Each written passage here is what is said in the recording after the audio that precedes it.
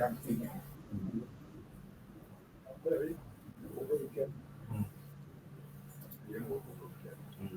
very warm welcome to our session here. We're excited to have you joining us in SkillsFuture Month at SIT. I'm Mahira, an undergraduate student from SIT. I'll be a student host for this session. The title of this session is Person-Centered Approaches for the Health and Social Services. We're honored to have our speaker from TP, Ms. Emily Wong, who will be speaking to us. Ms. Emily Wong is trained as a social worker and counselor. She joined the Diploma in Social Sciences in Gerontology to move her work further upstream.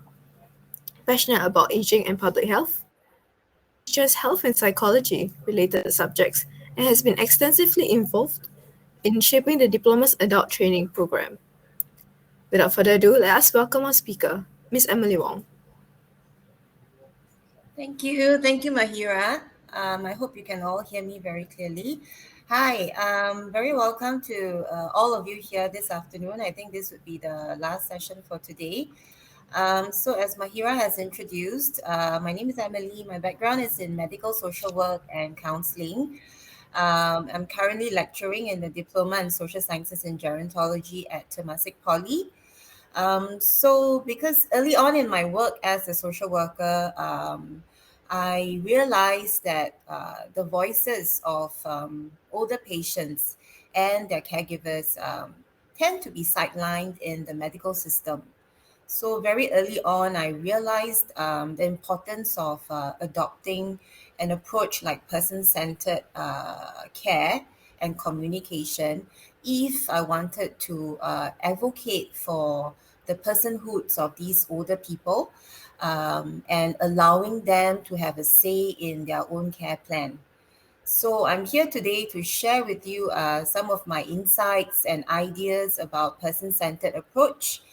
And also for those of you in the audience who are not currently in the health and social services sector, I also hope to encourage you to explore training and career opportunities in the sector.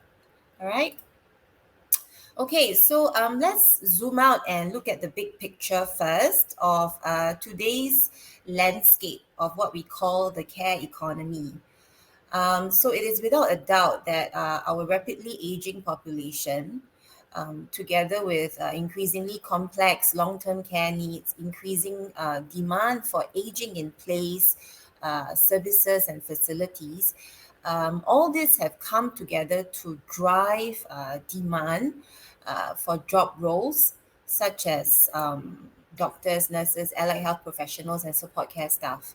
And as you can see, this angry red thing here represents COVID because the pandemic has also single-handedly accelerated the demand for these professionals, particularly the allied health and support care staff that are playing a huge role in facilitating aging in place, aging in the community.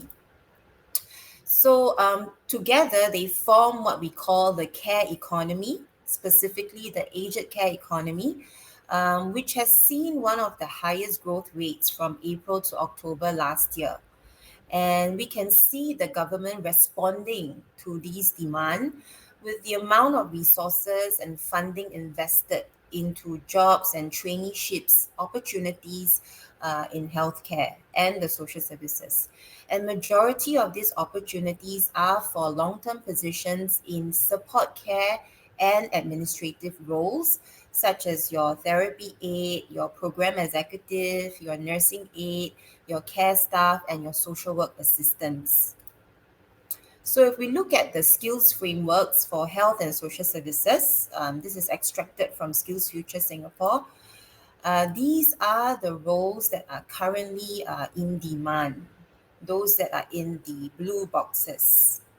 All right, so these are the group of support care staff that I think are doing an amazing job now, not only in meeting the growing needs of the aging population, but also in adapting and pivoting very quickly to support their organization's operations in current times. Okay. And coming from Temasek Poly, we have also been a big part of this SkillsFuture movement. especially during the pandemic. The government has rolled out the SG United Skills Program and the traineeship program. Particularly, we have been involved in the SG United Skills Program, which provides classroom and lab based learning, plus industry practicums and attachments. So, we deliver the upskill program in optimal aging practice, the specialist diploma in gerontology, optimal aging practice, and nutrition for aging well. So, this is also how IHLs like TP are addressing or responding to the growing demand for these job roles and consequently training programs. All right. And before we go into person centered approaches, we need to highlight um, that long term care as we know it no longer exists because of COVID. Long-term care has changed or has been um, has gone through a rehauling because of COVID. And we see this in the study done by Oliver Wyman, a consultancy firm, together with Lien Foundation. Last year, they spoke to about 30 long-term care operators on how they've been impacted by COVID and how they have tried to adapt to the challenges brought about by COVID. And the conclusion is that the nature of long-term care is going to become tech-enabled approximately after 2023. And we're looking at a long-term care 3.0 by that time. Right now, while we are, knee-deep in adapting to the pandemic, still trying to keep business as usual, all right, trying to roll out some hybrid models to sustain the services in the community. The real challenge that lies ahead is in integrating and coordinating long term care and also really changing from a provider centric care to place based care, meaning care that older adults can access when they need it and based on where they are. So, care as needed. All right, so that is the challenge that we have to deal with to arrive at long term care 3.0. And if you look at this slide, it also corresponds to LTC 3.0 in the sense that these are the in demand and emerging skills that are needed in this sector. Not only are we seeing that working with older adults require a special subset of skills because we're looking at this gerontology geriatrics set of skills, we're also seeing the need to integrate and coordinate community care and also to be more involved in interprofessional collaboration and training because we know that older adults, elderly, they require complex services from multiple providers. In order to provide this holistic, multidisciplinary care, we really need to start moving beyond gaining an appreciation of what our colleagues of different background do, but also be able to perform in cross functions. All right, and I think when we're able to do that, we would have more or less arrived at long-term care 3.0. Now, of course, on top of these technical skills, that there are also skills related to health tech assessment and data analytics, using data analytics to identify trends, patterns that can inform our intervention. So these are no longer the prerogative of medical and clinical professionals. Now, if we want to evolve as the community care sector, as the social services sector, there is a need to pick up some of these skills to advance ourselves and to keep ourselves relevant.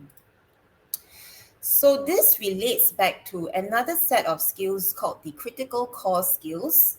And these are common and transferable skills that can keep us employable agile, and facilitate acquisition of technical competencies. So there are a set of skills that would be useful for us wherever we go and can help us pick up the technical skills that we need in that particular sector that we're in. So today I have highlighted these six critical core skills. They are transdisciplinary, meaning the ability to integrate knowledge from different disciplines to inform solutions. All right, we see this already happening in the community where we have nurses from the hospitals stationed at social service agencies to complement the work that they do with their elderly clients in the community. All right. But of course, transdisciplinary can mean a lot more than just multi or interdisciplinary. It may also involve working with IT professionals, data analysts, all right, to enhance the effectiveness of our work. The next is self management, which means the ability of the employee to regulate their emotions, to cope with stress. And in summary, it's self care, which cannot be stressed on more given current very stressful working conditions. And to be in the human services, ability to self manage is all the more important. And thirdly is digital fluency, being able to use digital tools to help with our work. All right, so earlier we talked about digital analytics as a technical skill that is important in the care economy. So, correspondingly, digital fluency would allow us to pick up the necessary data analytics skills in whichever sector we're in. Okay, and in the interest of time, I'm going to focus on the next set of critical core skills, the three C's, which are collaboration, communication, and customer orientation. So, collaboration basically means working effectively with internal and external stakeholders towards shared goals. Why do I say that, collaboration and together with the two C's are the most pertinent critical core skills? Because I think these are the skills that you need to quite quickly pick up once you're in the sector. Whereas for the other skills like transdisciplinary digital fluency, there's a bit more time to learn these skills on the job. Whereas the three C's are what we need quite quickly to perform proficiently and be accountable to our clients. All right. So collaboration may mean collaboration with a colleague from another department, with another organization, and even with the client and his support network. Often, the client and his loved ones are overlooked as key stakeholders in the process of planning programs and services for them. Okay, the second C is communication, which is customizing communication styles to suit your audience needs, and customer orientation, building relationships with customers to anticipate needs.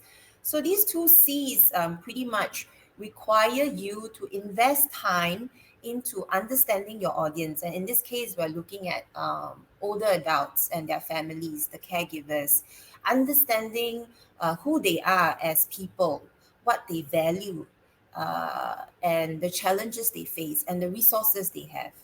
So, in order to really communicate with them effectively, we have to first stop to listen and understand what matters to this person. All right, and this, in sum, is person centeredness. Okay, and before we get into person centeredness, let's look at a common challenge that the health and social services sector currently face.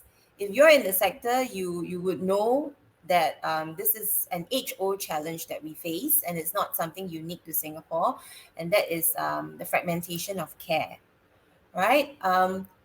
The sector has grown a lot over the years, and there are now many providers and players in the scene. While that has been a good thing, it has also, in a way, resulted in more fragmentation because service providers are focusing on their own thing, All right. Maybe not realizing that there are some gaps between providers that haven't been adequately, or even duplication of services, maybe within the same geographical boundary. Okay, so what happens is then the elderly client may need to knock on multiple doors to get all the things they need. And if it's an elderly who is less literate with limited social support, these elderly may tend to fall through the cracks of the fragmented care system. Okay, and this is an example of what the web of care may look like to the client. Many times, if we're the service provider, we may not realize that the web of care may be this complicated and confusing to the elderly client, where they are receiving multiple services from multiple providers, and maybe even within one organization, they are seeing multiple different personnel. Okay, this has a profound impact on the client's experience of care because while each of these professionals are doing their job, the client may feel confused, may feel a sense of lack of control over what's happening to them. All right, and this can severely impact the process of building trust and relationship with the service providers, which is what service providers would want because it can also enhance the outcome of care if your client trusts you and complies with the instructions that you give to them. But when the care services are delivered in a somewhat haphazard, confusing manner, it does compromise the relationship between the client and the service provider. All right, and eventually, it is the elderly client that suffers because of care fragmentation.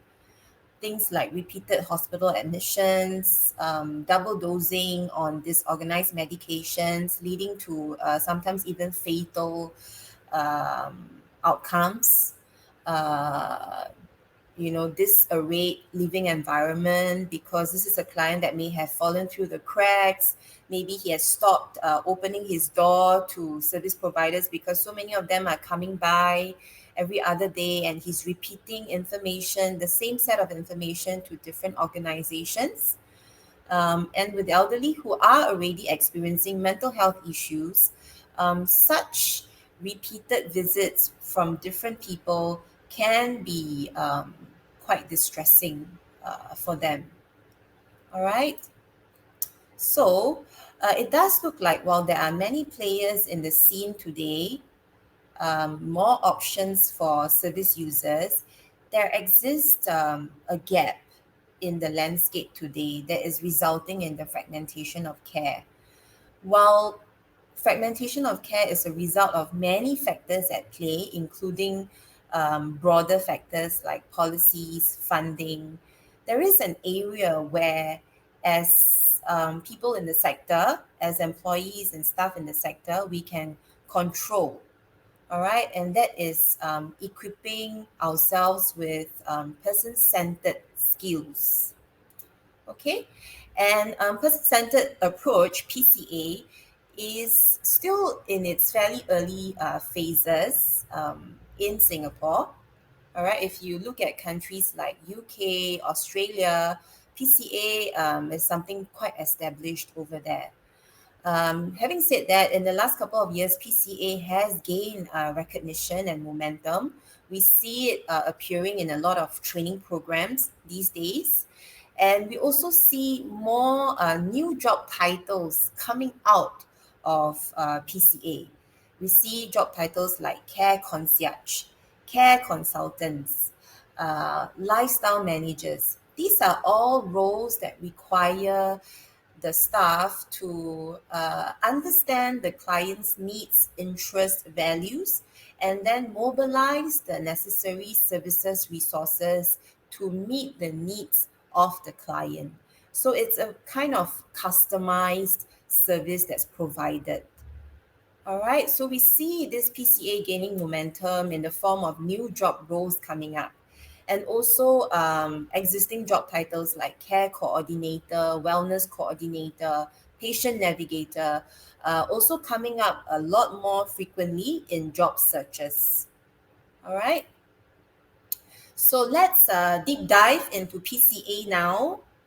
There are the issues that are evident when we want to study PCA and evaluate its effectiveness is that because what matters to each person is different, therefore the definition of PCA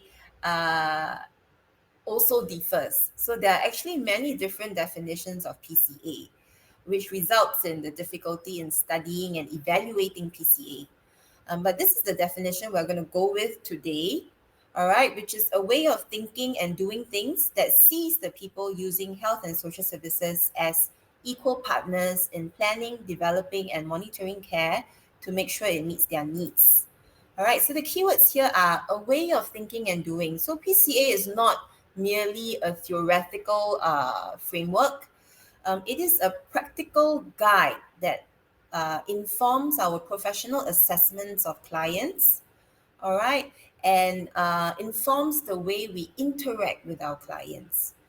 And when we see our clients as equal partners, we enter into a collaborative relationship with them rather than a hierarchical relationship where the service provider is the expert and the user is merely doing what they're told. Okay, so it is really a partnership between service provider and service user when we look at clients from the person-centered lens. All right. And PCA, as defined from the client's point of view, is this: I can plan my care with people who work together to understand me and my carers, allow me control, and bring together services to achieve the outcomes important to me. The keywords here I want to stress on is outcomes important to me. Many times, coming from the service provider's point of view, we think we know what's best for our clients. All right. It is almost a natural tendency to go into that frame of mind where, because we are in the know of the services that are out there, we tend to think that we know better than the client. And once we fall into that frame, we start to lead the problem solving process. And we sort of negate the abilities and the assets that our clients have in coming up with the solutions themselves. All right. So while we have all the good intentions for the client, it may not achieve effective outcomes if we do not stop to understand the client's point of view and what the client thinks is most important to him or her. Okay. So many times, this may be, what we think the client feels is important: good health and functional independence, shorter hospital stays, preventing falls. All right. But in my course of work as a social worker and in all my interactions with older adults, often I find that if I listen to what the older person tells me, I can really narrow down these broad outcomes in the client's words and really click with the client. Once the client feels that you understand what he values, you have made a big step in gaining trust and building that relationship. All right. So, to us, good health, functional independence is what matters. But to a 75-year-old single elderly, being able to buy my own food at the coffee shop or take the bus to visit my friends, these are the reasons why I want to be independent. It's not independence for independence sake, but to be able to still do the activities that bring me pleasure. All right. Shorter hospital stays, we say, yeah, you shouldn't stay in the hospital for too long. You're going to get sick unnecessarily and things like that. But for the elderly, really sometimes they want to discharge themselves prematurely because they want to live on their own terms, on their own schedule. All right. If I don't feel like taking a bath today, I don't. If I want to eat my dinner at 4, I will. But these are all compromised when you're living in an institution. All right.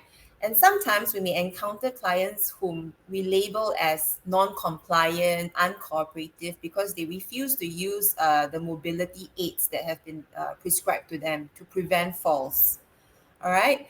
But if you spend time to talk to them, you realize that um, it's not it's not that they're being stubborn or difficult, but because it's really a desperate attempt to hold on to whatever dignity and autonomy they have, therefore not wanting to rely on any mobility aids.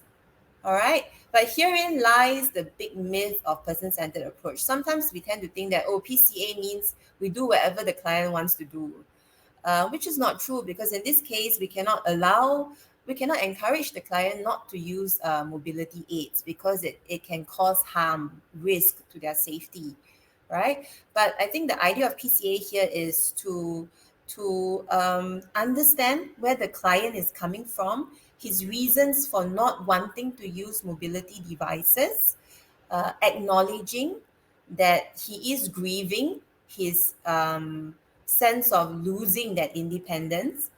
And once we acknowledge and validate those emotions, we may find that the client is more ready to enter into this collaborative partnership with us, perhaps in looking at how mobility devices can be used in a less intrusive way, or even looking at how they can customize the design of their walking sticks and walking frames.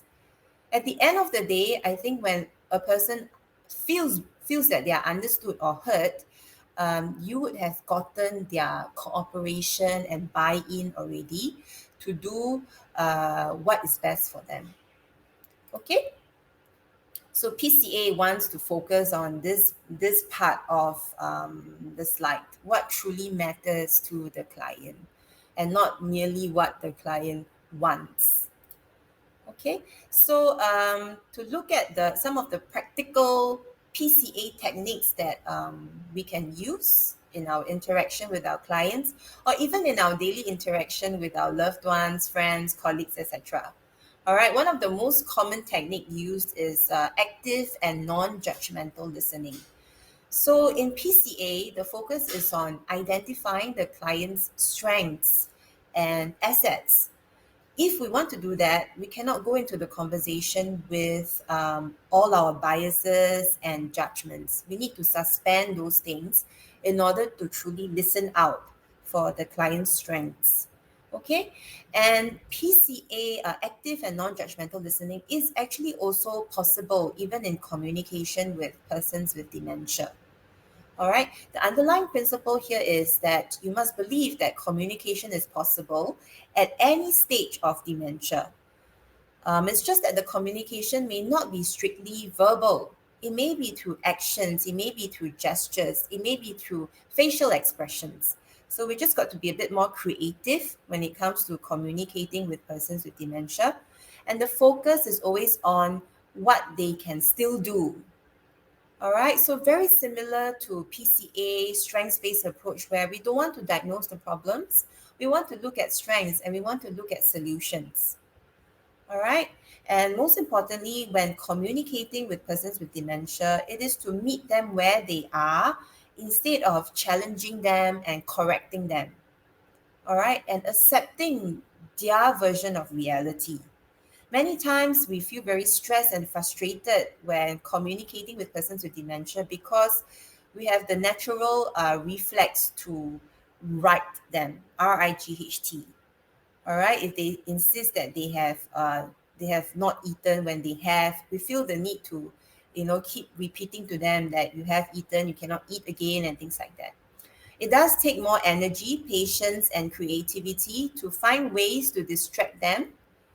Okay, if I had more time, I would show you some videos. But there are plenty of training in this area on communication with persons with dementia. The bottom line I want to stress on is that it is still possible to communicate with PWDs in a person-centered way.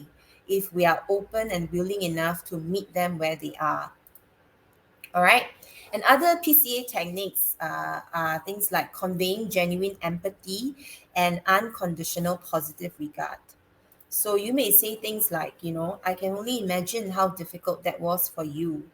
I find this very useful when clients share very difficult life experiences with me that I've never been through. All right, because it would be hard for me to say that I understand how you feel if I haven't been through the same experience. And even if I had been through the same experience, I cannot safely say that we experienced it the same way. All right, so I find it respectful and genuine if I say that, I can only imagine how difficult that was for you. And, conveying support. We are here to support you. All right.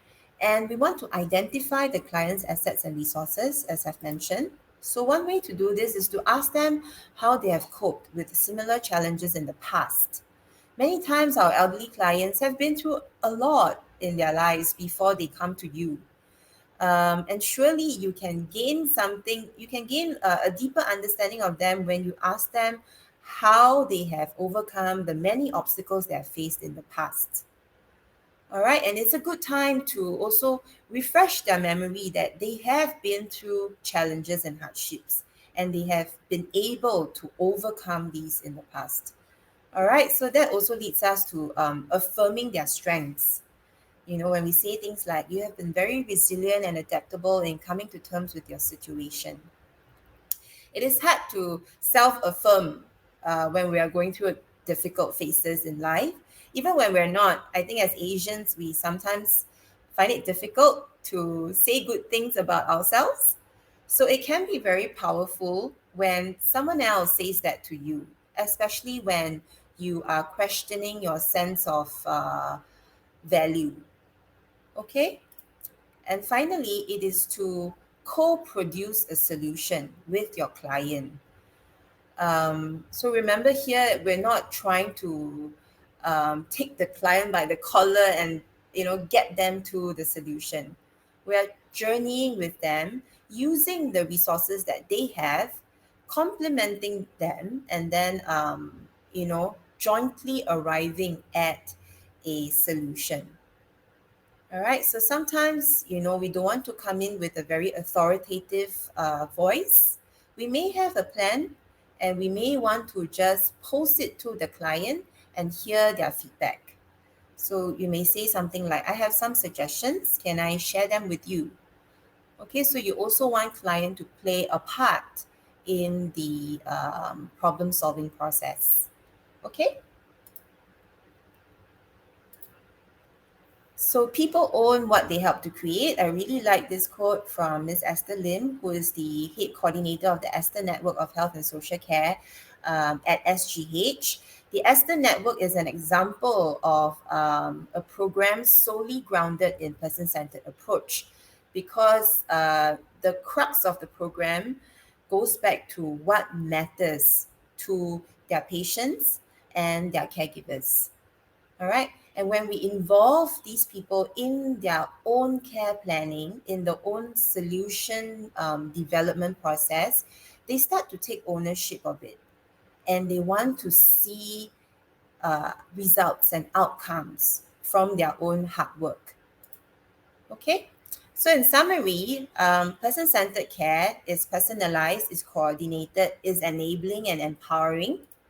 All right. And there are research evidence to show that PCA can lead to these outcomes: reduce hospital admission rate, increase length of stay in the community, encourage self management of chronic diseases because you're empowering the client through the PCA, and minimizing overusage of health and social services because when you can facilitate older adults living in the community longer, reducing their need for readmission to hospitals, you are minimizing overusage of health and social services. And one very interesting outcome of PCA is that it also improves the job satisfaction of care professionals because they are in these rewarding relationships with their clients and they feel their clients wanting to do something to help themselves. So this can really also minimize the risk of burnout and compassion fatigue for these care staff. All right. In terms of reducing healthcare costs, the evidence is quite mixed. There is some evidence to show that PCA can reduce healthcare costs, but the evidence on the end is not very conclusive at the moment. All right. And now we need to look at another important ingredient that needs to be there for PCA to work.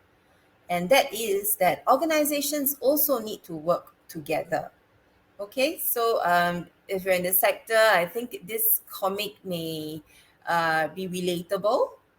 Often we're so bogged down by the high caseload, the manpower constraints. We don't really want to think about moving out of our comfort zone to understand what others are doing and to even collaborate on these inter-organizational or interprofessional projects. All right. But partnership-centered approach is essential in order for PCA to work because silo builds the walls in people's minds and creates the barrier in organizations. Of course, there are many broader factors that may result in a kind of silo mentality in the sector that's got to do with the way funding is dispersed, that's got to do with how success of an organization is measured. So many things are not really entirely in our control. But because these silos affect our minds and our mindsets, that is something that's within our control that we can try to break out of. Okay, so these are some examples of partnership-centered approach in action. So one of it is the tri-generational home care program. This is very interesting because it was started out by a group of medical students from the Yonglulin School of Medicine, and it involves secondary school students and tertiary students from different disciplines to outreach to vulnerable elderly in the community. But it's not merely a befriending kind of program. It also ties in with involvement from Kutik Prat Hospital, where the multidisciplinary team there actually gives inputs to these students on how to better outreach and manage the needs of the older adults in the community. Okay, so it's partnership on many fronts. It's partnership between the clinical and non-clinical domains. It's also some kind of a mentorship and a mentorship between the NUS medical students and the secondary school students. So it's really breaking a few boundaries and silos here. And I think the objective is also to increase intergenerational literacy of our younger population, our youth. And who knows, through this collaboration, maybe it will spark interest in these young minds about going into these fields. Okay, and this is another example of SGH nurses and doctors being a part of the team at Montfort Care, a social service agency. So the community, these nurses from SGH, they serve as community nurses and they provide much needed medical inputs to the social service agency staff who are sometimes quite helpless in managing the elderly's complex medical issues at home. Okay, so this is breaking down the silo between the acute hospital and the community care sector. All right. An overseas example is in the case of New Zealand. You can try to Google this if you're interested. They overhauled their healthcare system because of serious bed crunch issues in their hospitals. They realized that something was going very wrong in the community. They needed to empower and strengthen community care and have the hospital doctors, nurses, and hospital teams work more closely with the community care providers to relieve the bed crunch crisis in the hospital. And it turned out to be really successful. Yep. Okay, thank you. Okay, we still have Q&A. So I'm bringing us back to the three C's, all right, the importance of these three C's and how they eventually all are embedded in these key job roles in the health and social services sector. All right, stakeholder management, care coordination, program planning, caregiver support, administrative functions. In all of these key job functions in the sector, you require person-centeredness to be a proficient and competent worker. All right. With that, I've come to the end of my workshop. So sorry I overran. I would be happy to take any questions that you may have. And you can, scan these QR codes if you'd like to find out more about the gerontology courses that are being offered at Temasek Poly. Thank you.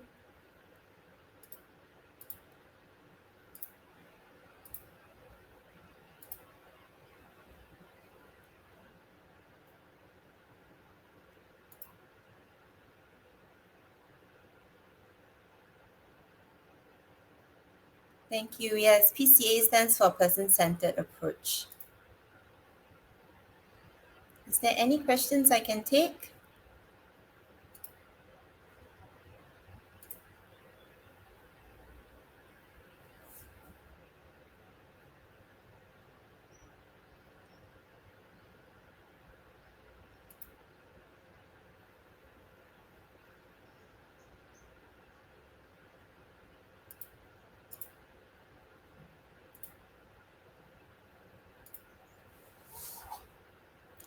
Thank you. Thank you, Debbie.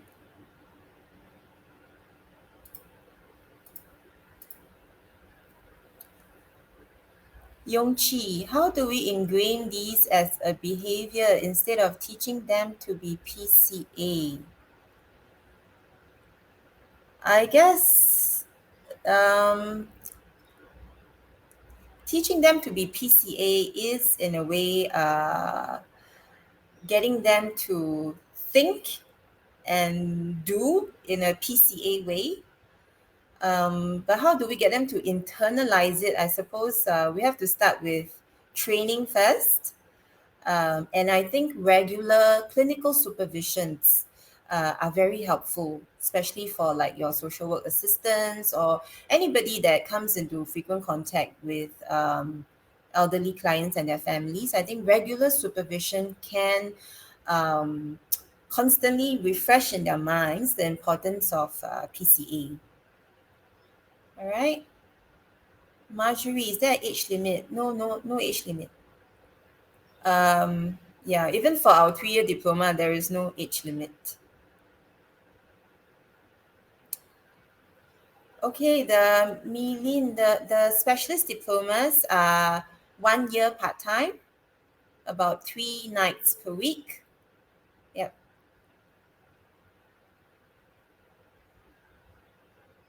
Even for mature students, yes, it's three nights per week for all students in the specialist diploma course. Yeah. I mean, you can also choose to take specific modules within the specialist diploma just to get a certificate for that particular module. Yeah.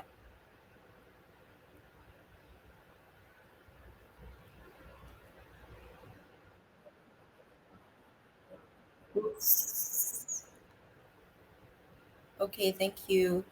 Wen Ying, what roles can the do? Thank you. Yeah, so essentially we are targeting the support care roles that I mentioned earlier, like your program executive, your therapy aide, your care consultants. But in our student profile, we also have people who are already in supervisory roles like center managers. But because they had come from a different sector, they are your mid-career switches. So they take the specialist diploma to deepen their knowledge and skills in gerontology. Silo, what does silo mean? Silo is like tall towers. So we tend to work within our tower because we are so bogged down, we are so stressed, we are so overloaded. We don't want to peep over the tower to see what lies beyond our tower. So we may sometimes end up doing the same thing that another tower is doing. and we're not communicating. So this is not good because we are, wasting resources, we are duplicating services, and ultimately our clients suffer because they may be receiving the same services from different providers, or still not receiving what they need because nobody is talking to anybody. Yeah. So silo mentality, I think, exists in all industries and all sectors, and something that can be overcome actually with technology. When we have common shared information sharing systems, databases, it does encourage us to break down some of these silos.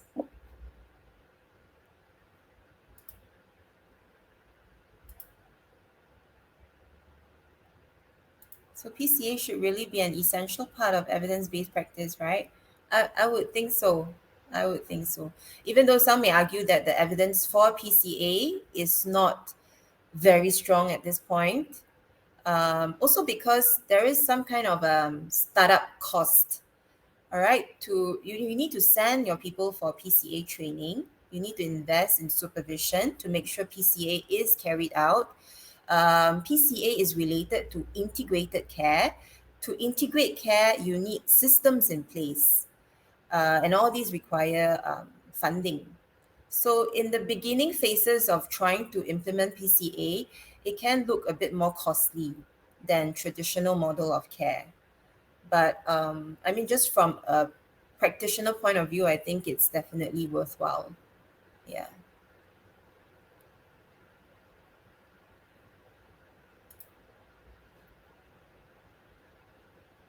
Can we take the part-time deep concurrent with the SGUS program? I'm not sure though. Yeah. Right now, our SGUS program is not confirmed yet. But the nighttime diploma is, the specialist diploma is, but enrollment for October has closed. So you can look out for the enrollment for April next year. I suppose if you are taking different programs, it could be possible, but you will need to check with the provider. I'm not sure if you're referring to our course or another course. Right, we have 2 minutes left to go.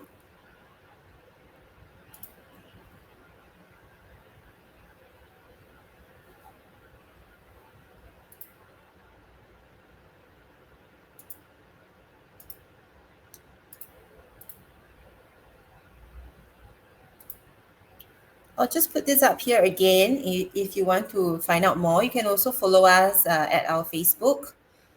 We do have regular updates about our courses and short courses as well. We run short courses on reminiscence therapy, dementia, psychology of aging, etc.